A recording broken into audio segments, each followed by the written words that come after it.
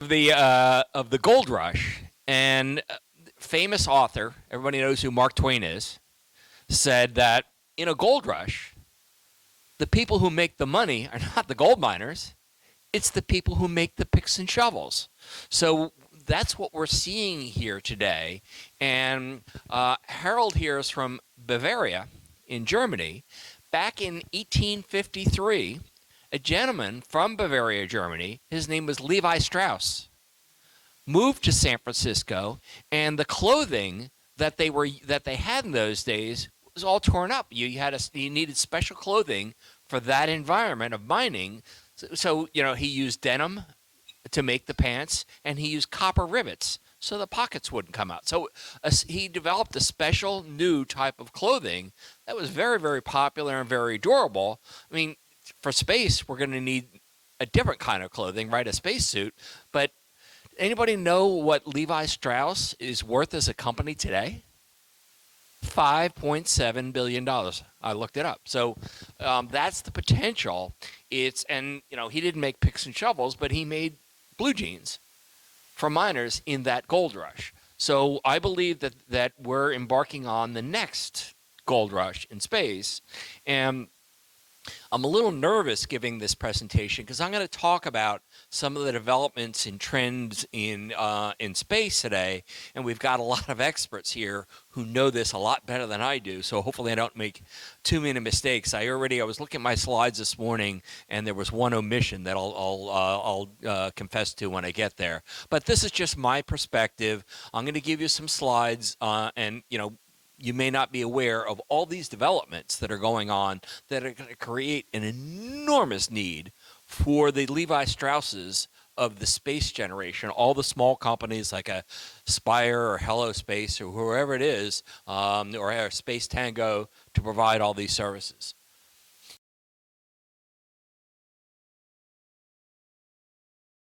So, again, if you're from the space industry, you'll know all this stuff, but just let me give you some vocabulary terms and who the players are in space agencies. We have NASA, who is our host, obviously.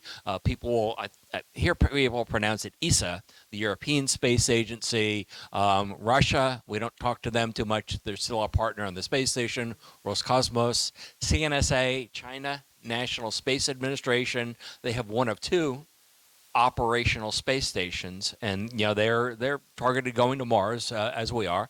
JAXA is the Japanese space agency, a partner on the International Space Station, and ISRO, the India Space Agency, and Roscosmos and ISRO. I was talking with Bob last night, and they both have spacecraft on their way to the moon as we speak, and the Russians are supposed to land on August 21, the Indians on August 25th. So it's a new space race, mini space race between India and Russia. The major private sector companies, everybody knows who that guy Elon Musk is with SpaceX. I mean, he's got so many, just his space activities, put aside X and Tesla, but he's got the Falcon 9. And if you go to the visitor center, there's a Falcon 9 rocket that's flown in space, hanging from the roof that you can see. The Falcon Heavy, which is 3 Falcon 9s strapped together for heavy payloads. Dragon, which is both a cargo spaceship and a human spaceship. Starlink, which is his satellite business. And then Starship, which is his Mars rocket that'll hold 100 people if he's successful. Boeing is another space player, the prime contractor for the International Space Station. The Space Launch System, which is NASA's new heavy rocket. Starliner, which is their human space capsule. They're hoping to have their first human mission on the Starliner next year. Lockheed Martin. And Boeing and Lockheed Martin are partners in ULA, the United Launch Alliance. We have... and Lockheed Martin also builds the Orion, which is the space capsule that NASA will send their astronauts to the moon and to Mars. The very first one on a test basis was launched in 2014, and that one that actually went into space is sitting here at the Visitor Center. You can go see.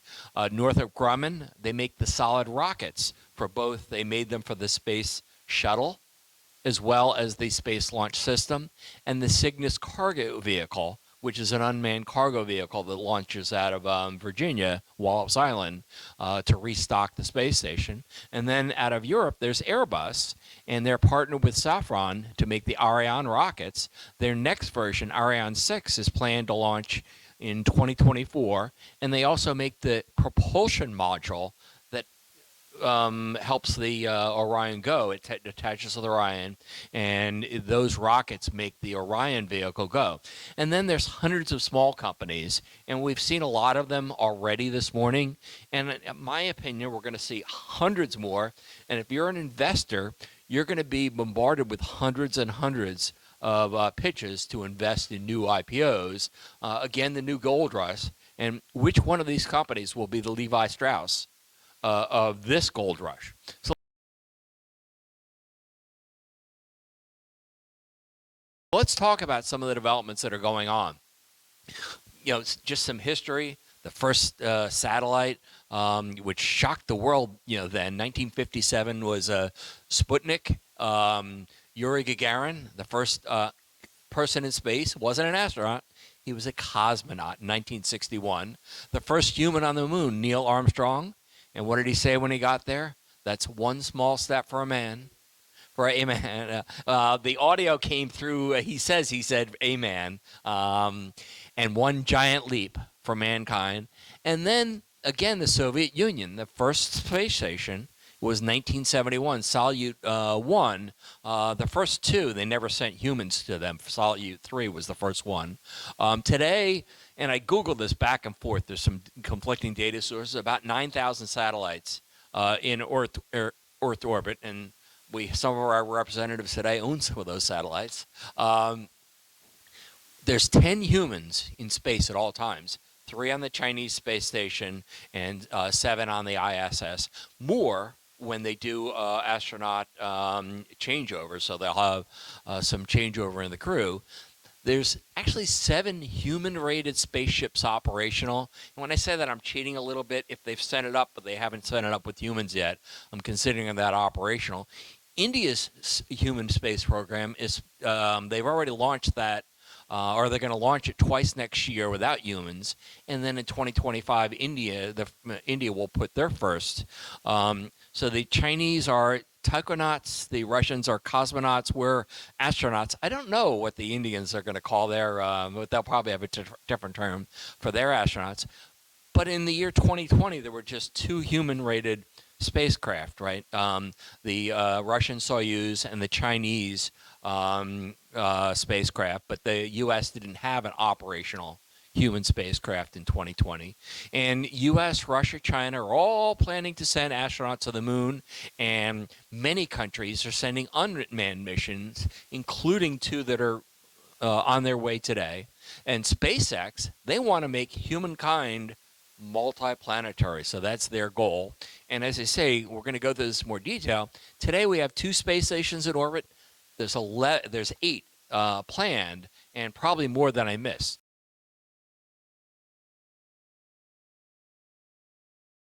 So here are the major nations with rocket capability, and this is not comprehensive.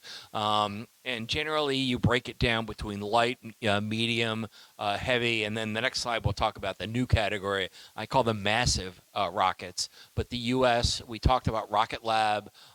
They actually launch out of New Zealand, but they're a U.S. company.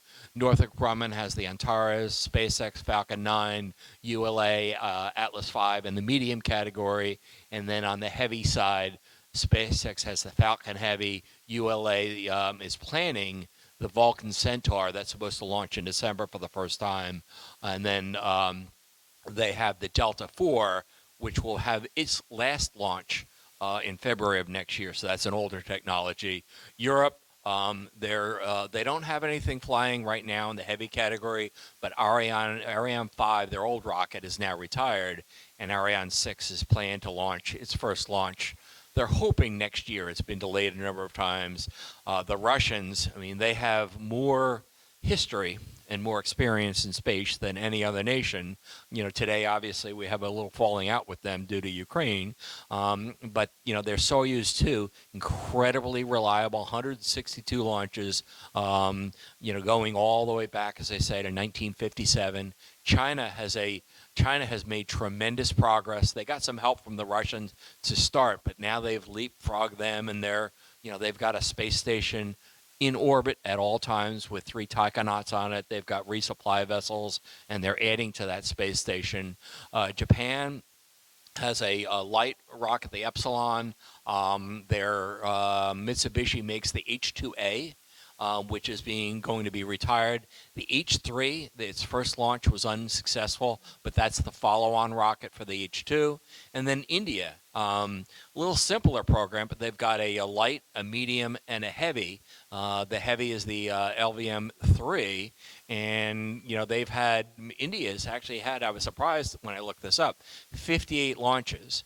And these are just the major ones that I thought, but if you look at the footnote there, Israel, Iran, North Korea, and South Korea, to my knowledge, all have operational rockets. But I found something else. There's 77 countries that have their own space agencies. 16 of them have launch capability.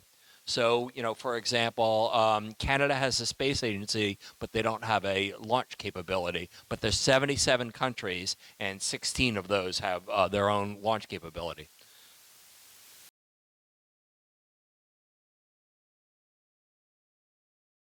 So these are the massive rockets, and use your imagination. Just imagine what we'll be able to do with those, because the payload capability, and just to make it easy, I looked at LEO, or low Earth orbit capabilities, but these are designed to go to the moon or Mars in many cases.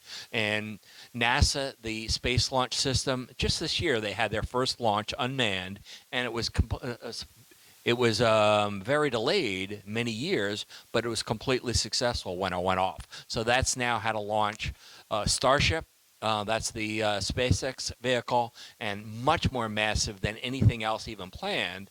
And that one they call it a success because they learned from it, but they did have to do an abort before it got to orbit, but still they made it off the launch pad, which SpaceX does things differently. They like to send things up before maybe they somebody like Boeing or ULA would, and they'll accept the failures. The Vulcan we talked about, and there's a model of the Vulcan rocket over in the Gateway building across the way. Blue Origin, if you saw all the blue and white buildings as you were coming here, that's Jeff Bezos, the founder of Amazon. That's his company, and they've got a massive new rocket. That's been a little bit delayed, but hopefully we'll see the first flight in 2024. As I mentioned, the Europeans have their new rocket, the Ariane 6.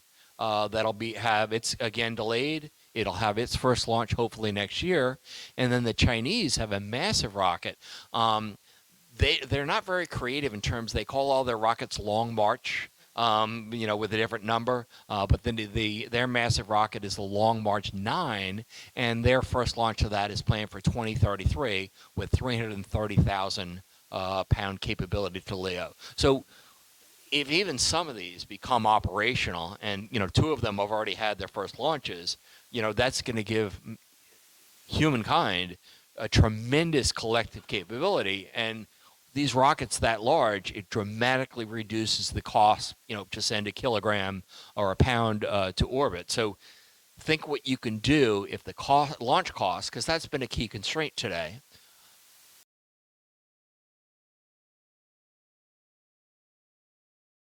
So satellites, I'm not going to talk a lot about satellites, but let's talk about some of the uses of all of these rockets. First one, Sputnik, 1957. And you Google it today, people say there's about 9,000, maybe just under 9,000 satellites. The different types. We're going to hear our next company has a CubeSat in orbit. There's a exhibit on CubeSats. There's low Earth orbit, which is between 500 and 1,000 miles, and they're obviously very close to orbit. That's where Starlink is. That's where Hello Space will be. Medium Earth orbit. There's a company called O3b, MEO orbit, and then GEO. 22,236 miles. And the magic of that number is if you put a satellite there, it stays over the same place on Earth all the time. So all these other orbits are so low, they're circling the Earth faster than the Earth spins. The satellite revolution, the reason we're seeing so many satellites is because what we just talked about, the rocket revolution, bringing the launch costs down. The satellite internet, Starlink alone, which is SpaceX's, has about 4,000 LEO satellites today. They plan up to 40,000 of them. And if you think about their satellites travel at 18,000 miles an hour, so they stay in orbit. They're the opposite of a cell phone network, right? If you're driving in your car with your cell phone, the antenna stays stationary and the cell phone moves. This is the opposite. The cell sites are moving and the people are stationary, but it's kind of the opposite concept. But their satellites move at 18,000 miles an hour. So if you're a Starlink customer, you're always having a new satellite come over, and you'll connect to one, and then the next one, and then the next one. But they can cover the entire Earth that way. OneWeb is another company that is planning to do what Starlink does, have broadband internet capability. All their satellites are launched. They use Soyuz rockets, and then after Ukraine, they replaced that with Indian and SpaceX rockets. They're fully launched, but they're haven't in terms of their satellites, but they haven't begun their commercial launch of the service yet. Kuiper, which is owned by Amazon, their first launch of their first 2 test satellites will be in September, and then they plan to have their own satellite capability. And imagine a satellite broadband service covering the Earth owned by Amazon. You could bundle your Amazon services or your video services with the Amazon broadband satellite. We've talked about O3b, medium Earth orbit, and then some of the key players in the geostationary orbit, Viasat, Intelsat, and those are the big communication satellites. Problem with the satellite so high up, it takes a long time for the signal to get up there and get back, so you couldn't use them for something like voice communications, whereas for a LEO, it would be perfect.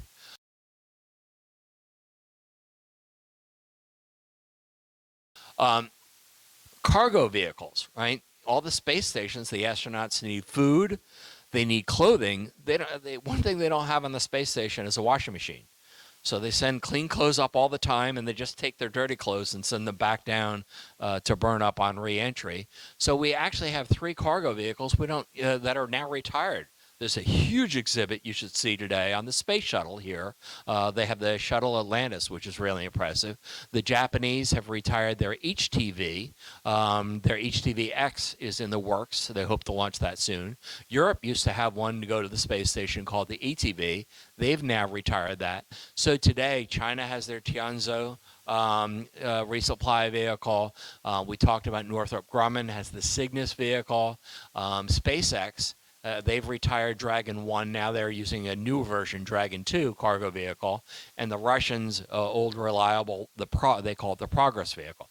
In the planning, again, if you go, you can see here at NASA, there's a vehicle by Sierra Space called the Dream Chaser. It looks like a mini space shuttle, but you can land on any airport. It's small enough, so you can go to JFK or O'Hare Airport or Istanbul Airport and land this space plane. So you can go up to the space station, bring them cargo, and you can land on any runway because it's small enough. And that one, they're also planning for a human version. The Japanese, as I say, they have their next version, the HTV XG, is to resupply the Lunar Gateway space station that'll be around the moon. And then SpaceX also has their vehicle that will resupply the Lunar Gateway space station.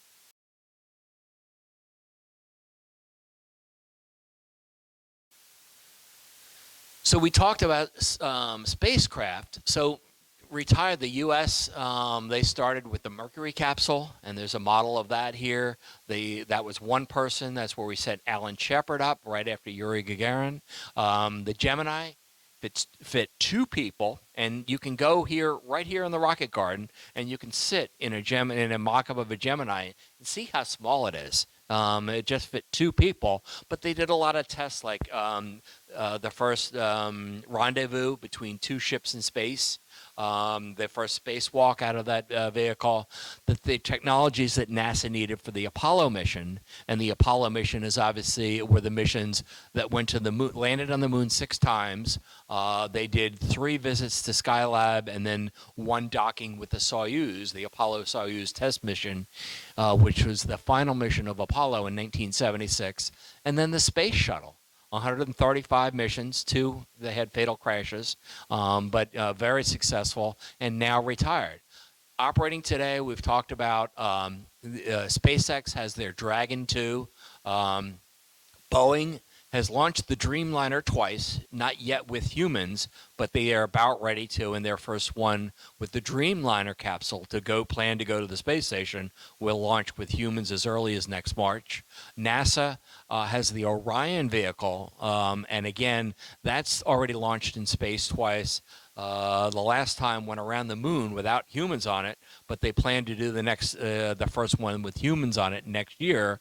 And then there's 2 suborbital human capsules. They just go up into space and then they come right back. They don't go around the Earth. One by Blue Origin, which is New Shepard.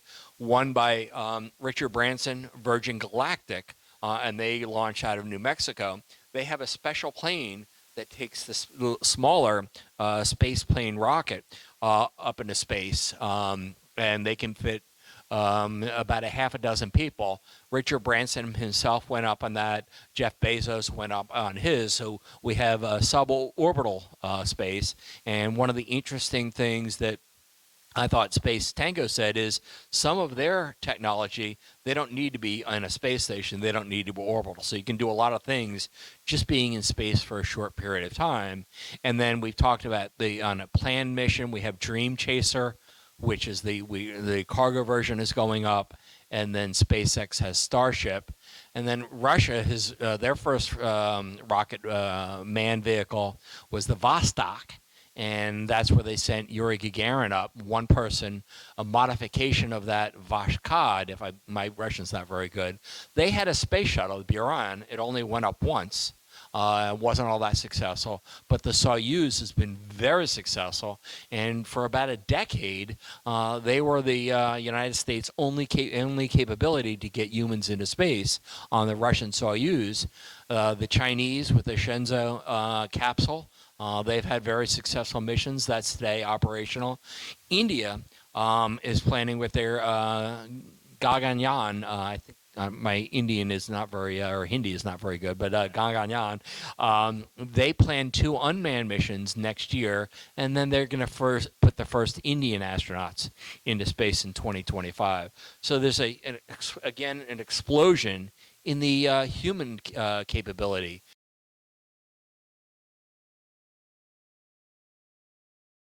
In terms of space stations, the Soviet Union has their first space stations, Salyut 1 and 2. They'd never put humans up. They were tests. And then Salyut 3 through 7, they had humans on. And then they launched Mir, which was very successful.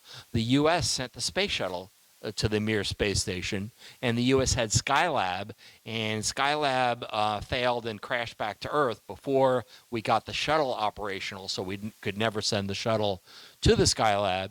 China had Tiangong 1, which has now been retired, replaced by Tiangong 2, and today we have 2 space stations in orbit, the ISS and then the Chinese space station. So between 7 astronauts on the ISS and 3 on the Chinese, pretty much at all times now, there's 10 people in space. And then this I think is very interesting, and I'm probably missing some, but these are the ones I could come up with. Blue Origin, Boeing, Sierra are planning something called Orbital Reef Space Station. NASA's given them $130 million in early funding. Voyager, Airbus, Nanoracks, Lockheed Martin are planning something called Starlab. They've gotten $160 million. Northrop Grumman is planning their own with partners. There's a company called Axiom. They've hired SpaceX already to do 2 astronaut missions to the space station. They plan to start connecting their modules to the ISS in 2025, and then when they have a couple of modules, they'll detach that and they'll have their own free-flying space station, which will survive after 2030 when the International Space Station is deorbited. There's another company, Vast, planning something called Haven 1. They've already purchased their first Falcon 9 launch planned for 2025. The Russians, after the ISS is over, they plan to detach some of the newer modules. Their newest module went up last year, and build something they're calling ROS, the Russian Orbital Station. And so they'll put more modules. So they'll have their own independent space station. NASA is working on something called the Lunar Gateway, which will be a space station in the neighborhood of the moon. And the first module, they've already hired SpaceX with the Falcon Heavy to go up in 2025. And the Russians, after 2030, they're going to do the same thing with their own lunar space station called Lunar Operating Station, or Lunar Orbital Station, LOS. So that's 8 space stations. I probably missed some, but that's going to create tremendous opportunities for companies with payloads, tremendous need for everything from space suits to space food to space music. You name it. In space, we're going to need a whole new economy targeted toward space, and we haven't even gotten into the manned missions to the moon. When the U.S. goes back to the moon, they plan to stay there permanently with new bases. And then I asked the NASA representative I saw here yesterday. NASA has pledged in the 2030s to send the first astronauts to Mars. And they plan that to be permanent. Well, and that's still the case. So just to recap, the space gold rush is underway. We have many, many more rockets that are either operating or planned. There's 4 mega rockets planned. 2 have already had their first launches this year. There's thousands of satellites in orbit, and SpaceX alone plans to have 40,000. There's only 9,000 for all of humanity today in orbit. Cargo ships, we have 4 operating, 4 more are planned. There's soon to be 10 human spacecraft. There were just 2 in 2012. And the biggest, Starship, they're talking about 100 people. I mean, the space shuttle, we thought that was huge when they had 7 astronauts. SpaceX is talking about 100 people on a rocket. Unmanned lunar programs, we talked about that, and we talked about how India and Russia, both today, have spacecraft. I think the Indian one just entered orbit, right, Bob? We were talking about around the moon.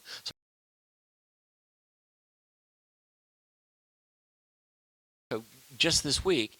And all this, my thesis is all this activity is going to create, obviously, opportunity for the big players, but thousands and thousands of small companies, many of whom you're seeing, present today. I was looking at Spire. One of their capabilities is they can monitor space junk. A speck of dust in space traveling at 50,000 miles an hour, that could blast right through this building, just a tiny speck of dust or debris. So you really have to be careful. If you're going to put humans in space, you better know where all that space debris is, because you could lose your space station and all the people on it with a piece of debris. So the service like Spire, and who knows, what those other services will be. So again, to leave you with Mark Twain's quote, during the gold rush, it's a good time to be in the pick and the shovel business, and there's a lot of companies here presenting today, but I predict there'll be many more, and who knows what the capabilities we're going to need for space. But I think as investors, you're probably going to see dozens, if not hundreds, of IPOs with unique capabilities targeted at the space economy. That's it. Thank you.